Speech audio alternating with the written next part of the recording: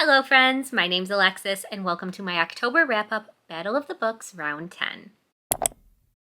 So if you're new here, this is just how I do my monthly wrap-ups. I throw all of the books that I read in the previous month into a bracket generator and they fight it out to determine what my best book of the month was. Just some stats from October if you're at all interested. I think I'm the only one that actually cares about these numbers because I'm a little bit of a nerd, but these are the things I like to track. But I read a total of 22 books in the month, and this is how it all breaks out into how many pages/hours I read, and then each format I read the book in. October was definitely my best month of reading so far. It usually always is because I just pack my TBR full of horror books and I just fly through those because they're my absolute favorite thing to read. So overall, pretty happy with my reading last month. But yeah, besides that, we don't really have any housekeeping things to do, so we can get right into the bracket fight.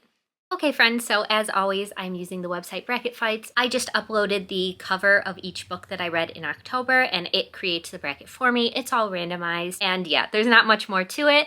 Okay, so first up, this is Truly Evil because I think both of these books were 5 stars. I of course have my reading journal here because I don't remember what I rated everything. So I know the Reformatory for sure was 5 stars. Yep, that's correct. And then Guillotine was also 5 stars. Okay, starting out strong with a true head-to-head matchup. I should probably mention, if you haven't watched these before, I usually go a little bit more into details on the books. I give a short synopsis, I tell you my feelings and thoughts, but with this one, I actually vlogged every single book I read in October. I don't think there's going to be a single book on this list that I don't have a vlog for. So of course, all of those October vlogs will be linked below, but because of that, I don't really want to just repeat what I've already said in the vlogs because who wants to watch that? So although this is my longest monthly wrap up to date, I think this video should go pretty fast because I'm just going to give you overall thoughts for each book. And if you're interested in me talking about them more, you can go check out that vlog below. Back to the matchup, The Reformatory. Truly a masterpiece. Tananarive Due can literally do no wrong. She is such an incredible author. Definitely in my top 10 list of horror authors. I think this could be taught in schools. I think this will go down as a modern classic. It's a little unfair that it's being put against Guillotine, but that's what happens with the randomness of this. And that's not to say, I loved Guillotine. I am so impressed by Delilah S. Dawson's writing that I have given her last 2 horror novellas both 5 stars, and I'm so excited for more from her. It's just no competition. The Reformatory was just a 500-something page brutal story about the real-life atrocities that happen in this country. And while Guillotine did have some real-life stuff, it was more fun. And I definitely recommend both, but for those reasons, The Reformatory will be moving on. Okay, next up, we have The Devil in Silver by Victor LaValle. I've sort of made it a tradition to read a Victor LaValle book every October. I don't know why, he has a lot of good horror books and I enjoy his writing. But I think I have to say this is my least favorite that I've read from him so far.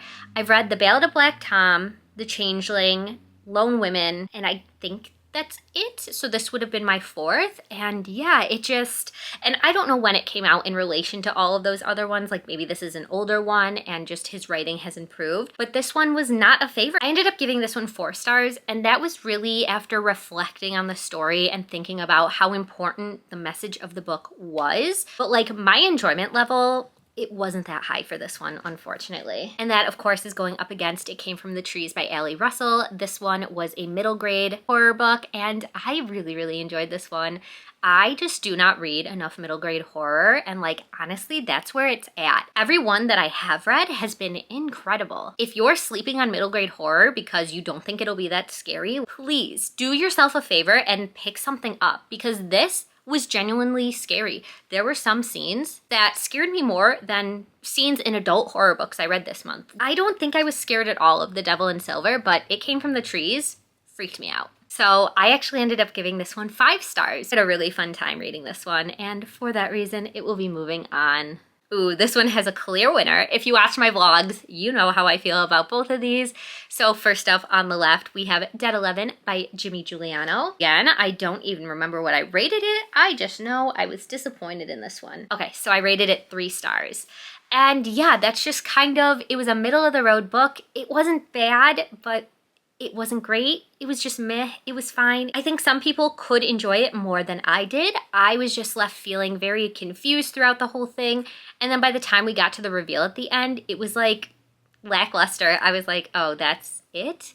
That's what I read this giant book for? And I was a little disappointed. It definitely had cool parts to it. And the opening scene with the old ladies, that was unlike anything I've ever read. And if it had kept that, like, creep factor momentum throughout the whole book, it would be a much different story. This could maybe be on my favorites list, but yeah, kind of fell flat. That is going up against Fantasticland, which I can already tell you that is the winner.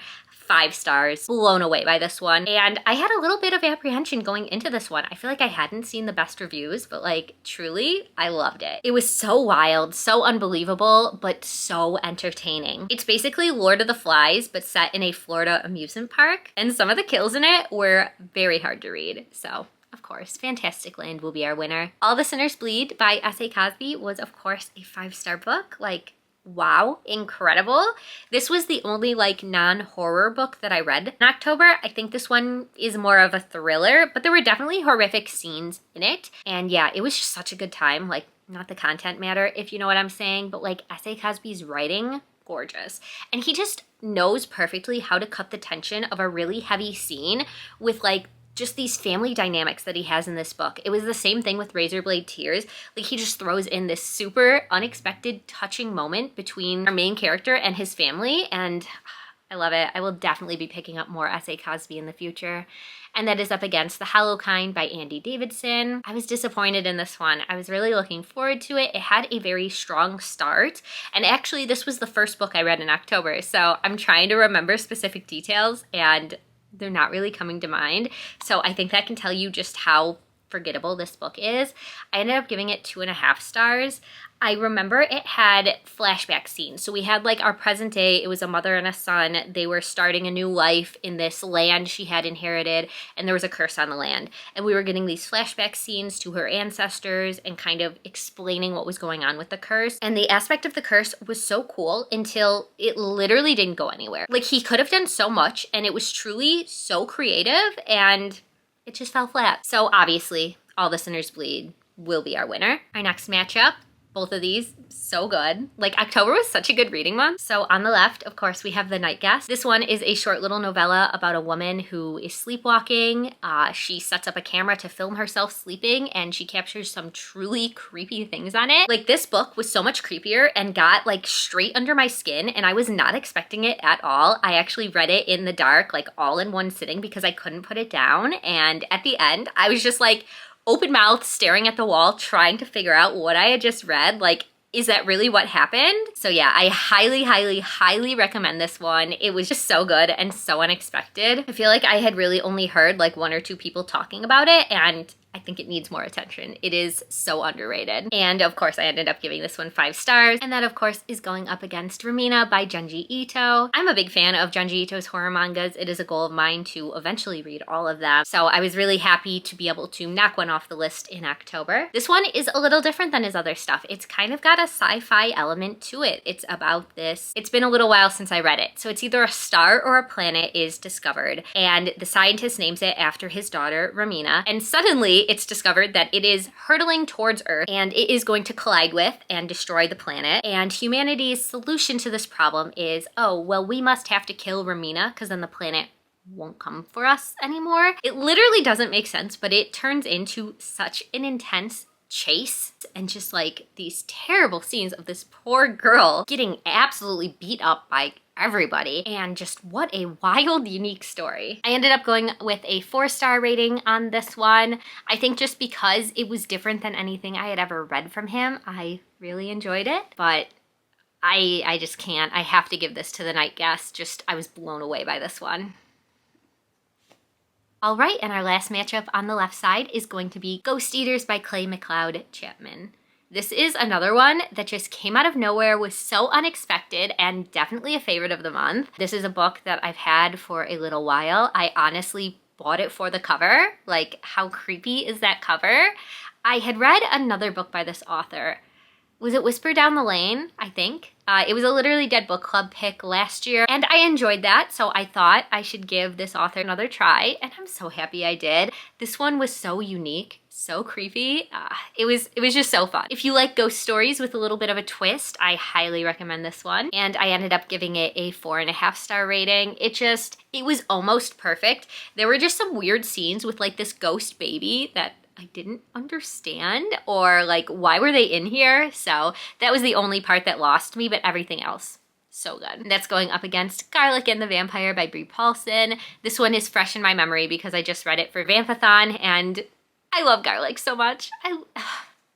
My life has forever changed since reading this book. Like, she is so cute. I just can't get over the cuteness. I can't get over that I want to reread this graphic novel every single year to get me in the Halloween spirit. Like, not only is she so cute, but this also dealt with anxiety and like imposter syndrome and feeling like you don't fit in with others, and it was so good. It was so cute. And I'll just never get over how much I love this silly graphic novel about a animated Garlic Club. Garlic has to win. She has to win. How can you say no to a face like that? Okay, so heading back up to the top, we have The Reformatory versus It Came from the Trees. This is so hard. Like, it just feels wrong to pick anything other than The Reformatory, even though I really, really, really loved It Came from the Trees. Like, I have to go with Tananarive Due. I just have to. How am I supposed to pick? How am I supposed to pick between two incredible books? I have to go with Fantastic Land. It's just like a gut feeling. No! I don't want to leave Garlic behind, but like, The Night Guest.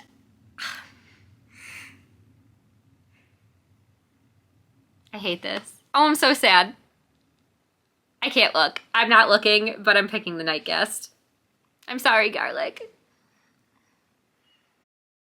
God, it's like so nice to have a good reading month, but also it sucks when you do your wrap up this way and you have to put your favorites against each other. Because what do you mean? What do you mean I have to pick? I mean, obviously The Reformatory. What if we just stop the video here? Nobody wins, they just tie. My heart wants to go with The Night Guest because I just flew through it, and yes, it's much shorter. So that might not be the best reason to pick this book, but like, I could not put it down. I did not have a single thought or desire when reading it to put it down. I was just in this story and that was it. And I was really, really creeped out. So yeah, The Night Guest is going to be contender number 1 for our best book of the month. I can't believe it. Shadow Half Remains by Sunny Moraine. This one is another novella. It's on the shorter side, and it's actually a post-apocalyptic book. A pandemic happens in this world that causes you not to be able to make eye contact with other humans, or you will be infected with this madness and violence where you will fight each other to the death. I ended up giving it 3 stars, so very middle of the road horror book. It was a little slow at parts for me, but I think other people will really enjoy it. And that is going up against How to Make a Horror Movie and Survive by Craig DeLuey. What a disappointment. Let me see what I officially rated it. I gave it 2 stars. It was just so disappointing. So if you had asked me probably last year, I would have told you that Craig DeLuey was one of my favorite horror authors ever. And like, that is just not the case anymore. After reading episode 13 and then this one, his new releases are just not hitting for me. I don't even know how to describe this to you. I mean, go watch my vlog, go watch me rant about how mad I was at it. It was just such a big disappointment. It was like satire of the horror film community, like directors specifically, but I don't think it came across good. Like, I think it was satire, because if it was serious, then it has such a stupid ending, and I'm just mad thinking about this book. So yeah, I'm not talking about it anymore. Obviously, Your Shadow Half Remains is the winner. Okay, we have 2 cuties up against each other. We have My Roommate is a Vampire by Jenna Levine. This one I just read for Vampathon as well, and I really, really liked it. This is another surprising book. I just picked it up because I needed a book with a relationship in the title for Buzzwordathon. I saw that it had a vampire in it, perfect for Vampathon, and yeah, here we are. I ended up giving it 4 stars. I think this one was a really solid, fun Halloween rom-com. Like, I'm honestly interested in picking up the sequel with Reginald, so I think that's a pretty good sign for a romance book to make you want to keep going. There was so much good comedy in this one that I wasn't expecting, and I mean, see, I have like a smile thinking about it. Like, it was just so cute. and that is going up against Sheets by Brenna Thumler. This is another graphic novel. I had a great month reading some spooky graphic novels, and this one, I was sort of expecting more of a Garlic and the Vampire situation from it. I was expecting cutesy. I was expecting the story of a little girl, and it wasn't that, which, you know, that's on me for not doing my research. But this was actually about a teenager who was going through a pretty dark time. Her mother had just passed away. Her father was in a huge depressive episode and wasn't taking care of her or her brother anymore. So she had to take over the laundromat business, provide for her father and brother. And yeah, one night she discovers a ghost in the laundromat. And it was funny. It was cute. But I really have no desire to pick up the sequel, and I did not love the art style. The people were drawn very uniquely in this. I would even go so far as to say they were all really ugly for some reason. So maybe that's not the best reason to give a graphic novel a lower rating, but like, I mean, come on, I'm reading them for the art as well as the story. So it's not that I dislike this one, but I ended up going with a 3-star rating. Just not a favorite. So obvious answer, My Roommate is a Vampire will be our winner. Okay, how cute do these covers look next to each other? The red and the green? That's so fun. Okay, so we have So Thirsty by Rachel Harrison, one of my favorite horror authors. This is her newest release. It just came out, and it is about a woman who meets a vampire and her life is changed forever. This one ultimately is a story of friendship. It's about changes in your life. It's about never thinking you're too old or it's too late to try something new, and I really enjoyed the message of this one. This definitely isn't my favorite Rachel Harrison ever. It's on the lower side. I ended up giving it a 3.5-star rating, which I think is my lowest rating I've ever given her books, but I still enjoyed my time reading it. And that is going up against Graveyard Shift by ML Rio, a masterpiece of a book. Like, stunning. I love this book. I love this book so much. This one is about 5 acquaintances who kind of bond over the fact that they all have insomnia, and they've really started this tradition where every night they all take a smoke break at the same time and meet up in this old cemetery. And one night there is an open grave in this very old cemetery where people are not actively buried anymore. So they get suspicious and they decide to figure out what's going on, what is being buried in this graveyard, and it is just, it's so more wilder than you ever could imagine going into it. What a ride. This is another one I read in one day. I couldn't put it down. I didn't want to put it down. I love it so much. And just like the way she wrote these characters, like I feel like we spent a whole full-length novel with them and not this, I don't know, like 200-page story. Like it was not long enough to feel as connected to these characters as I did. It's just the way she writes them. It's just so descriptive, and I love this author. It's, maybe I'm being a fangirl, but like truly, I love this story so much. And this one I gave 5 stars if it wasn't obvious, so yeah. Graveyard Shift will be our winner for this round. 2 of my least favorite books up against each other this month. Yeah, if we could just knock both of these out because they're not getting anywhere close to the top slot, let's decide which one I hated least. So True Crime by Samantha Kolsnick is an extreme little horror novella. Again, under 200 pages. It was a very fast read, but it was painful to get through. Yeah, this is one of those cases where I feel like the author was just writing shocking things to be shocking. There wasn't like a reason behind it. There wasn't a message that was coming through to me. It was just like, haha, this main character is so crazy. It wasn't for me. I don't know, maybe there's an audience for this book. I like my unhinged female main characters to have a motivation, to have a reason if they're gonna go on a cross-country murdering spree, and this one just didn't do that for me. So yeah, I actually did end up giving this one 1 star. It just, it was bad. It was bad. So that's going up against Immortal Pleasures by V. Castro, which is so disappointing because I like V. Castro's other stuff. I read Goddess of Filth a year or 2 ago, loved it. It was such a fun time. And then this one, what was this? Who said this was okay to publish? Like, it started off strong. It wasn't exactly the horror book I was expecting getting into it. It honestly read more like erotica in the beginning. It's about this vampire. She meets a human. They have a lot of very weird descriptive sex. I was fine with that. It was a love story. We were learning about this vampire's history. And then halfway through, it just completely switched. She didn't even like the human that we were falling in love with anymore. There were people from the Bible popping up. There were real life historical figures popping up. And yeah, it just got weird at the halfway mark, and not like the weird sexual stuff in the beginning, like just weird. What was the plot of this story? So, yeah, this one got 1.5 stars from me. So I guess because I hated it just a little bit less than True Crime, Immortal Pleasures will be our winner for this round. And that brings us to the final matchup, We Used to Live Here by Marcus Kleiwer. I just want to scream about how good this book was. Like, I know everybody's talking about it right now, but it is a book that truly deserves all of the hype it's getting. I gave it 5 stars. I want to reread it, and I don't reread a lot of like horror, mystery, thriller books because you know the ending, right? But this one, there were so many little puzzle pieces in this one that now that I know the reveal at the end, like I want to go back and just connect them because I know they all connect. I just haven't figured out how yet, and wow. This one was such a fun time. This was so creepy. The ending at the reveal had me tearing up because it was so unexpected and honestly so creepy, and definitely unlocked a fear I didn't know I had, but thanks Marcus, because I have it now. And I am so sorry that it's going up against Garlic and the Witch, which is the sequel, of course, to Garlic and the Vampire. I also gave this one 5 stars. I still really, really love Garlic, but I mean, come on. We Used to Live Here. Like that ending. If you read it, you know what I'm talking about. Like, I feel like this book might have ruined like thrillers for me because I don't know if a reveal will ever top the one in this book. Obvious answer here. Okay, going back up to the top.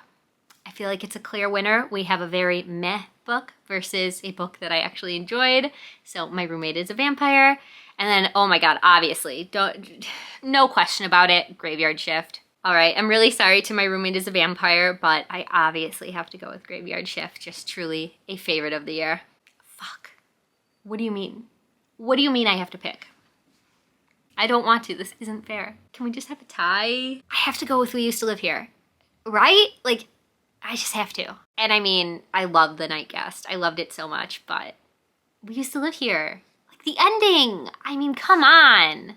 All right, that was a little bit unexpected, especially because I forgot that I read half of these, but there we go. We Used to Live Here, my best book of October.